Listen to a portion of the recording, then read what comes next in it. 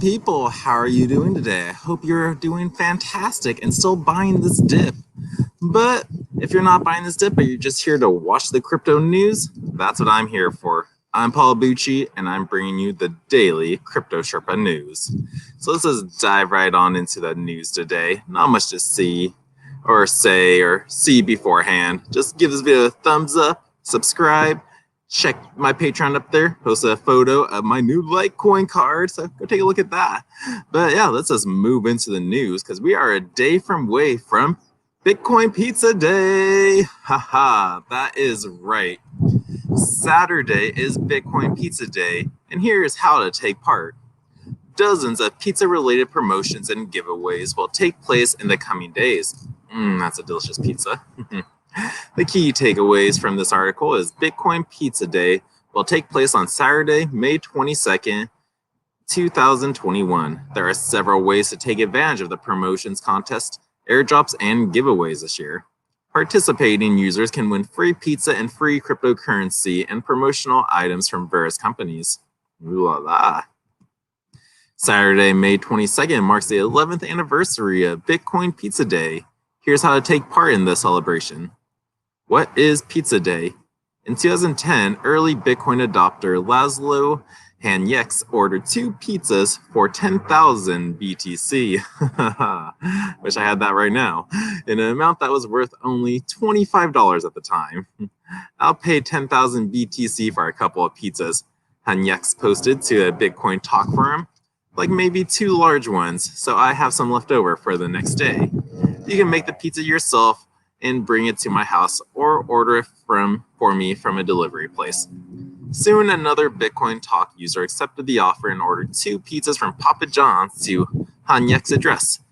11 years later, 10,000 BTC is worth more than $350 million, and the date is now an annually celebrated event as it marks the first time Bitcoin was spent on a product or service. So yeah, first time ever, and now we're seeing it more often in these days.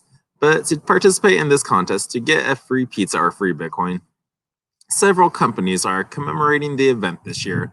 Slice is giving away more than 2,500 pizzas across the US in partnership with Pizza DAO.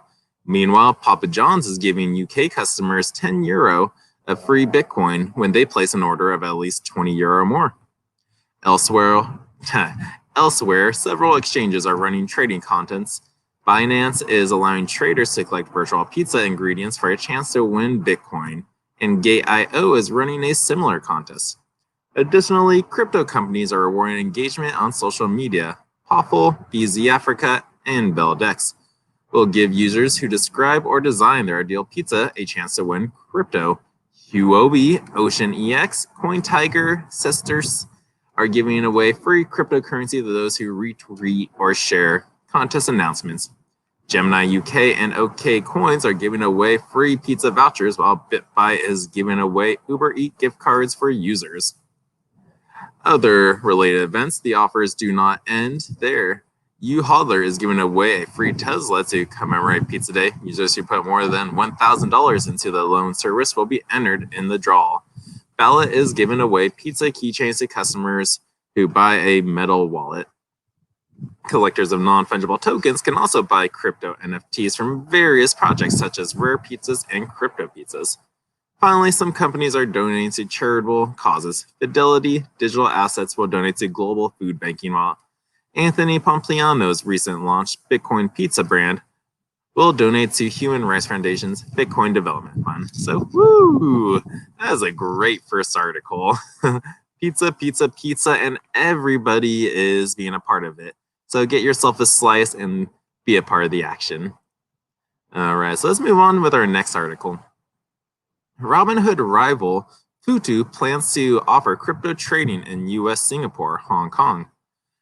With its number of users and revenue surging, the Chinese brokerage app said it has begun applying for crypto-related licenses. That was a nice little image of just a phone. Not very cryptic. Futu Holdings Ltd, the fast-growing Chinese brokerage and Robinhood rival, plans to offer cryptocurrency trading and clients later this year, according to executives. Let's hold on for a second as my dogs just bark away. Hey. So funny. I love my dogs. So continuing, speaking on Futu's Q1 earnings call Wednesday, Senior Vice President Robin Lee Zhu said the Tencent-backed trading firm has begun applying for digital currency-related licenses. In the U.S., Singapore, and Hong Kong, during the earnings call, the Nasdaq-listed Futu, which had not previously disclosed its crypto offering, didn't elaborate on what the new trading service would look like. Zhu said the feature should launch in the second half of 2021. China remains a definite no-go zone for Futu's crypto trading. However, what we know for sure is that we will not offer digital currency trading services to mainland China users. Zhu said Chinese regulators had reiterated the country's years-long crypto ban one day prior. And again, that was fake news. It wasn't crypto ban. They're just reiterating contracts with old companies from the past. So yeah, they're not buying. That's fake news. But okay, continuing. Crypto trading would add another weapon to Futu's already supercharged financial service arsenal alongside stock trading and wealth management. Drawing comparisons to Robinhood, the firm tripled its revenue in Q1 and grew its user base 70%. Futu now has over 14 million users. So that's cool. Yay, Futu. I'm not sure if you'll be able to move your coins from them or if you'll just be able to trade them on the service. But that's why you need a non-custodial wallet and don't trust exchanges. So yeah, that's the Robinhood rival Futu news. Let's move on. Crypto derivatives exchange Bitmex pledges to become carbon neutral. Woo! With all the news of carbon footprints, that's a little bit some good news going on. The firm said it would pay a small percentage of fees to start offsetting carbon emissions. Yay! Come on, people. Look at this art. Look at this photo right here. This could be so much better. Instead, let's just promote ourselves. Bitmex, the next generation of Bitcoin trading. But yeah, I've seen a lot of better photos out there. We'll probably come across a couple. Let's read the article. Daniel Palmer wrote, Bitmex has committed to becoming carbon neutral in the wake of Elon Musk's stirring up debate about fossil fuel use in Bitcoin mining. In a blog post on Friday, the cryptocurrency derivatives exchange acknowledged the scrutiny on energy consumption in the cryptocurrency industry, citing widely divergent views and accuracy of information. The firm said it has a responsibility to take positive action and pledged to become carbon neutral. On this article, you have video if you'd like to watch it. But to start, Bitmex will offset emissions related to withdrawals from its platform by donating at least 0.0026 for every dollar of blockchain fees our clients pay out. The exchange is still investigating the most effective organization through which the carry out to initiative and said it will publish details of this and how much is donated in the future. The donation works out at $2,600 per 1 million and fees received. Bitmex said it turned to calculations from CEO of the FTX crypto derivatives exchange, Sam Bankman-Fried, for the figure. Bitcoin has been in the press a lot and in recent months due to concerns about energy use by miners who run powerful processing chips to crunch the numbers and record transactions on the blockchain and secure the network. The issue was brought to a head on May 13th when Musk announced that Tesla would not accept Bitcoin payments for vehicles until the industry shifted to more sustainable energy. A number of mining firms have since announced shifts to facilitate powered almost completely by hydroelectricity or moves to offset emissions. But yeah, so since Muskie tweeted all that carbon stuff, we're still hearing more news come out as which crypto companies are becoming more carbon neutral and help fight carbon emissions. So way to go, Bitmex, for getting on board. All right, let's go to the Bloomberg news article. Here we got Biden, but I don't think this article had to do with Biden. But this is Wall Street's richest whine about higher taxes. Oh, that's why Biden is in there, because of him and the SEC proposed a 10,000 reporting of crypto exchanges. But okay, let's continue. Let's read the article. Among the richest on Wall Street, members of the rare-field world of private equity are wringing their hands over looming taxes and the closing of the billionaire's loophole as proposed by U.S. President Joe Biden. So upset are these masters of the universe that some are planning early retirement while others are quitting New York for no income tax. Florida, one said he dreads telling his children that he is moving the family to Puerto Rico. Another labeled the proposal that America's wealthiest pay more in taxes as reverse discrimination. That was Margaret Sutherland. Bloomberg has launched a new section called Oddball. It's an expansion of our Popular Markets podcast. Okay, that's not even part of the article. Dang, you got me, Bloomberg. But okay, and that's it for the article. Really, is it? Hedge funds notorious for gutting. A number of countries are excited to plan new COVID. Yeah, so that was it for it. What? That was the article? Just people are pissed off about this new thing? Well, if you're pissed off, don't deal with exchanges. Be your own bank. Get a non-custodial wallet, be in charge of your money, and deal with, if you're not in America, or if you are in America, deal with exchanges outside of the US. More like over the counters. But that's just me saying what you could do. If you want to pay the taxes, stick with Coinbase, BitTrue, and whatever other exchanges have to report the US economy. But yeah, people are going to whine. Definitely the rich who don't understand. But let's just move on. Canadian Bitcoin ETF provider went on high alert as crypto crash halted futures trading. Horizon's ETF had to put in place all the business continualities plans to its CEO. Baxter, you're distracting me. We're doing a show for these people. We're presenting the news. You boys are good. I got about 3 dogs back here. I should have closed them up. But what can you do? This is their backyard too. So let's continue. Let's restart this. Canadian Bitcoin ETF provider went on high alert as crypto crash halted future tradings. Horizon's ETFs Canada had to put in place all the business continuity plans, its CEO said. Look at that red light.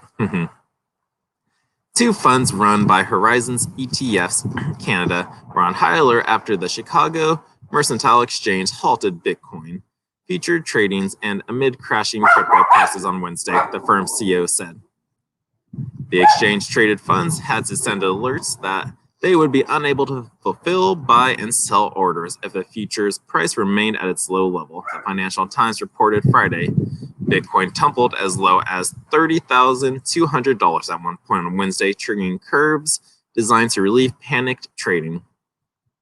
That caused alarm for 2 funds which launched in April, allowing investors to take long and short positions on Bitcoin. We were high alert at 9 a.m., said CEO Steve Hawken. We had to put in place all the business continuity plans for the ETFs. The situation eased as Bitcoin price recovered, but Hawkins believes it opened the eyes of the retail investing public to understand how volatile this asset class is. Very true you are. Like, the crypto world is very volatile.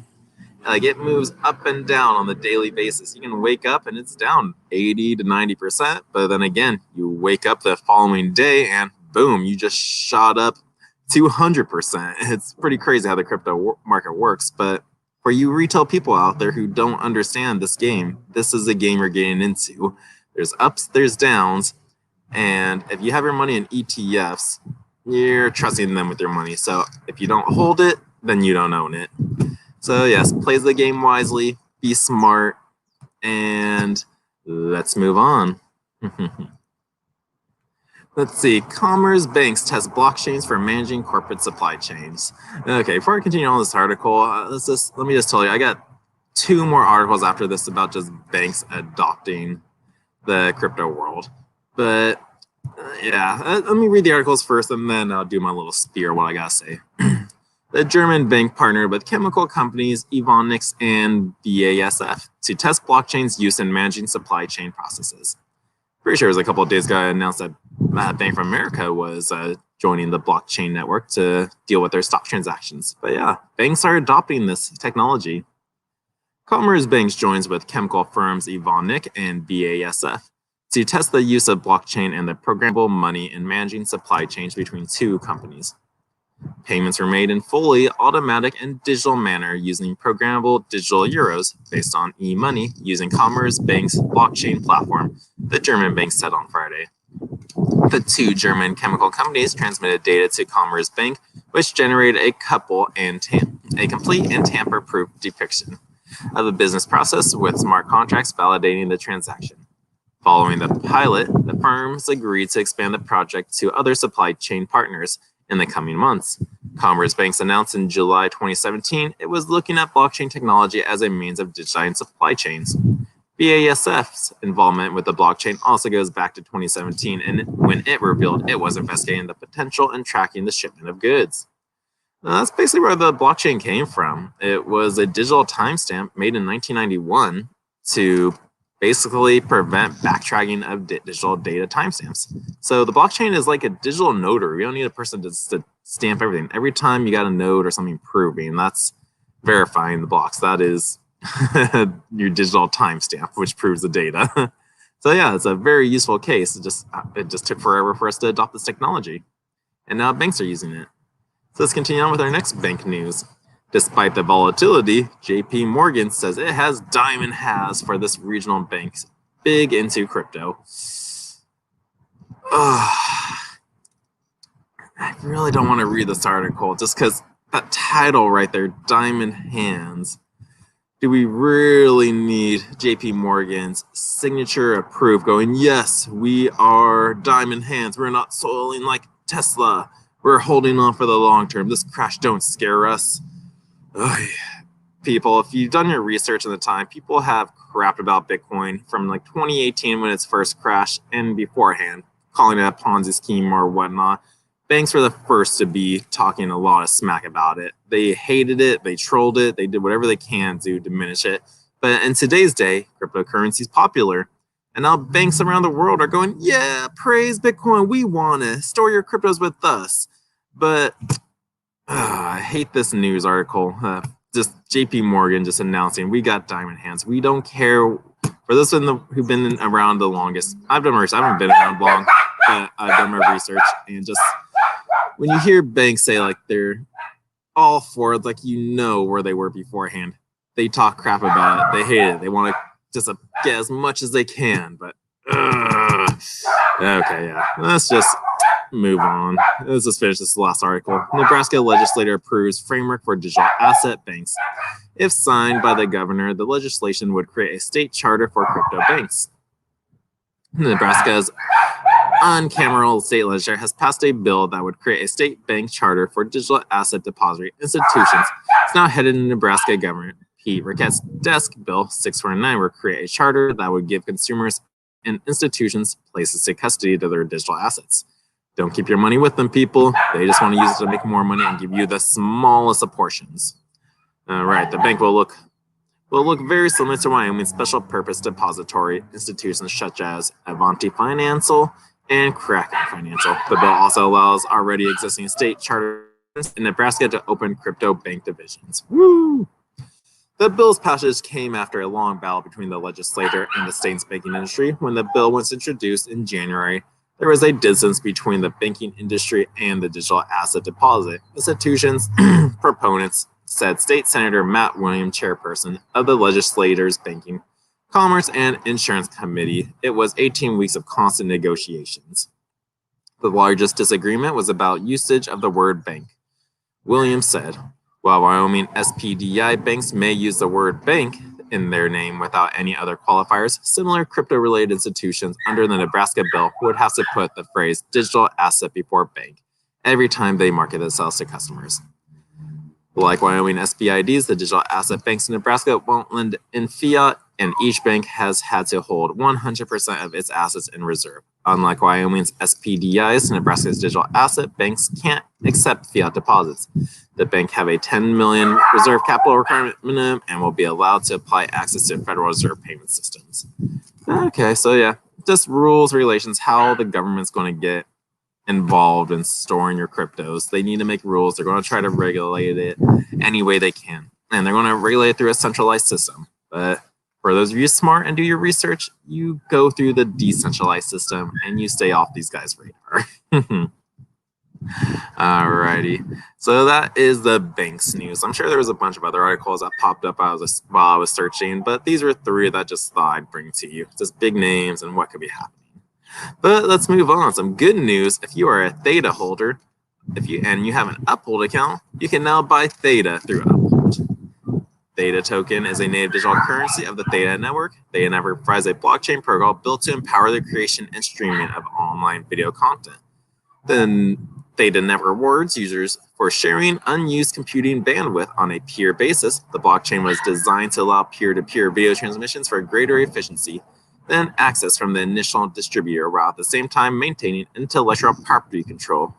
For the content creator, bandwidth providers receive a utility token, T-Fuel. Yep, so yeah, you stake Theta, you get T-Fuel. All right, by solving the last mile delivery problems facing streaming services, Theta was built to capitalize on the demand for high resolution, high bit rate, 4K, 8K, the next generation streaming services.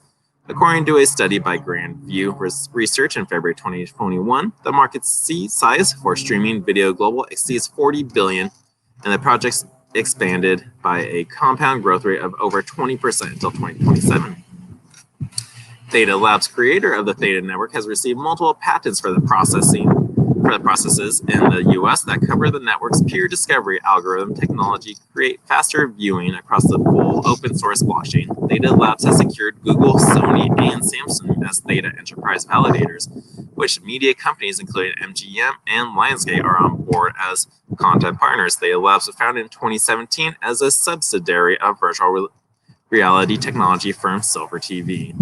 So what is the price? How to buy. So here's the instructions. Go to your Uphold account, get started. I have an Uphold account already running and loaded because I use the Brave network. When you use the Brave network, it pops up advertisements, but only the ones you choose. And when you click on them, it earns you a BAT token, the basic attention. So it's yeah, awesome. Like I was lucky enough to have this. Now I can switch my BAT for Theta and transfer that to my non-custodial wallet. So woo! All right. And then in other news with Uphold exec accused of fraudulently misdirecting 700,000 in funds. And this is why I don't keep all my money on Uphold. Because you got stuff like this going on. I just use them as a tool to move my funds from one place to the next. But yeah, Uphold's former chief compliance officer allegedly misdirected corporate and user funds. He denies the claims, though a private investigator says there may be more. The FCA, Financial Conduct Authority. Uh-oh. Now that's a good photo. I like that one. Digital finance platform Uphold has dismissed its chief compliance officer, claiming he pocketed corporate and user funds. The company said Samir Ismail, 39, a stalwart of the UK crypto scene, had wrongfully and fraudulently misdirected corporate and user funds totaling 242,000 euro. In US dollars, that's 732,495, all of which has been replaced. When asked if he was guilty of stealing any cryptocurrencies, Ismail told CoinDesk in a brief phone interview Friday, "I categorically disagree. It's messy. This allegations of theirs, Uphold's, was directly in response to me filing a breach of contract against them." Prior to joining Uphold, Ismail held the position of Chief Compliance Officer at Luno, now owned by CoinDesk's parent company, Digital Currency Group, and Chief Risk Officer at Denmark's Coinify in 2018.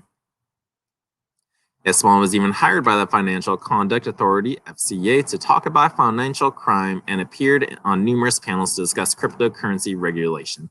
At an event organized by the UK regulatory body in 2018, he appeared alongside the FCA's Executive Director, Christopher Woolard, and City of London Police Financial Intelligence Analyst, Fred Ellis. To read more, Uphold said Ismail was put through a UK disclosure and bearing service DBS record check before joining as an employee, which showed no previous criminal convictions or red flags, so he was good. But bad actors are often difficult to contend with, but we were, with the help of our regulator, able to uncover Mr. Ismail's deception before he was able to do any significant damage. An Uphold spokesperson told CoinDesk in an emailed statement, adding, "We took prompt legal action against Mr. Ismail and reported his actions to the appropriate regulators and policy.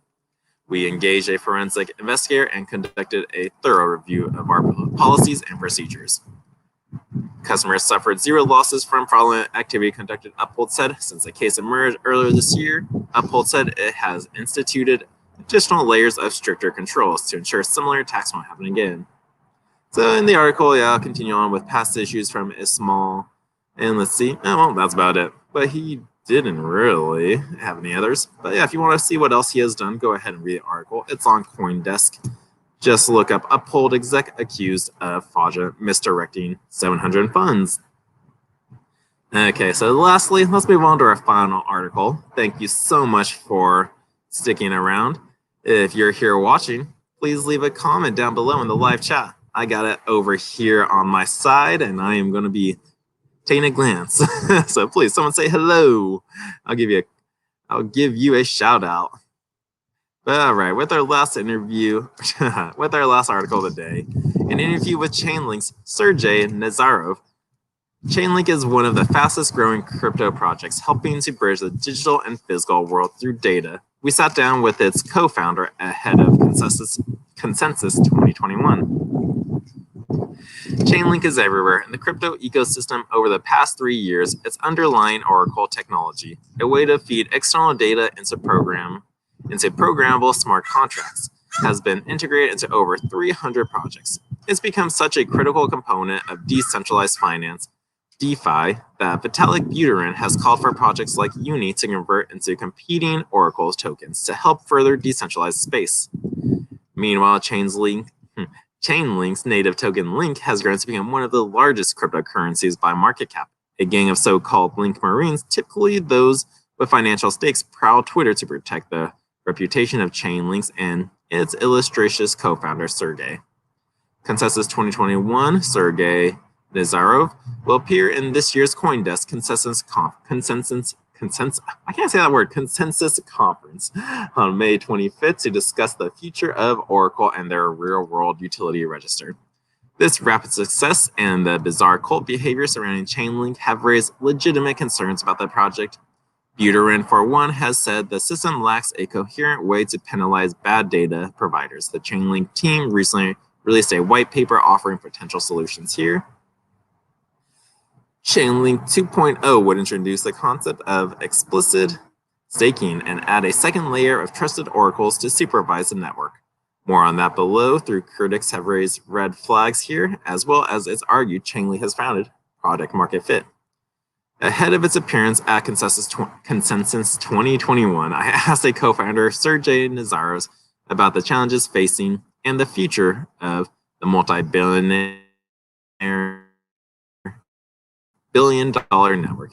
He would only respond to technical questions, so no comment on the Marines, the token's rapid accretion, or Buterin's proposal. Unfortunately, here's what he said. You can create a hybrid smart contract around anything that an off-chain data source can prove to be true. While there aren't many data sources to prove the color of a house today, if there was a sufficient demand for data that proves this event, it would become available, and a hybrid smart contract could then be efficiently settled based upon the data after being validated by a decentralized oracle. Hybrid smart contracts are the combination of deterministic on-chain code featuring high reliability, transparency, and security, together with the real world's off-chain events. This is the next step in the evolution of smart contracts as a technology. DeFi is a perfect example. You have financial products that are transparently operated on-chain, but require interaction with the off-chain world data, such as price data, to come into existence. As more external data is validated and placed on-chain, even more DeFi smart contracts are launched, clearly showing that the number of decentralized services, in the case validated off-chain data delivery, is a key deciding factor in initial emergencies and continued growth of hybrid smart contract ecosystems such as DeFi. And how much longer is this? This is one long article. If you would love to read this article and see what is going on with the Chainlink and more of what Dan Kun has to say, go to CoinDesk and look at the interview with Sergey Nazarov. This article was posted on May 21st, 2021. And finally, let's look at our market cap. Bitcoin's market cap price is at $37,168. Ethereum's at $2,410. Cardano's at $1.54. Binance Coin's at $3.23. P is at 99 cents. Polkadot's 23. Bitcoin Cash is at 672, Uniswap's at 21, Litecoin's $177, and Theta is down at 628. And before we finish this video, guys, let's take a look at the fear degree index. We are currently sitting at a 12 in extreme fear. And that is actually really good because in times of extreme fear, it's good to be greedy. But when times are greedy, you should be fearful and a correction is due. So, woo, we are at extreme fear from yesterday's extreme 9. Yeah, that is awesome. So, woo, thank you so much, people, for sticking around for this daily crypto news. I hope you got some knowledge. I hope this helped you out in your research and maybe push you to invest a little in some token. I don't know. But as always, be smart, people. Thank you so much for watching. Like and subscribe. Take a photo of that thing up there to take a look at my Patreon. And as always, stay classy. All right, see you tomorrow. Bye-bye. Toodaloo.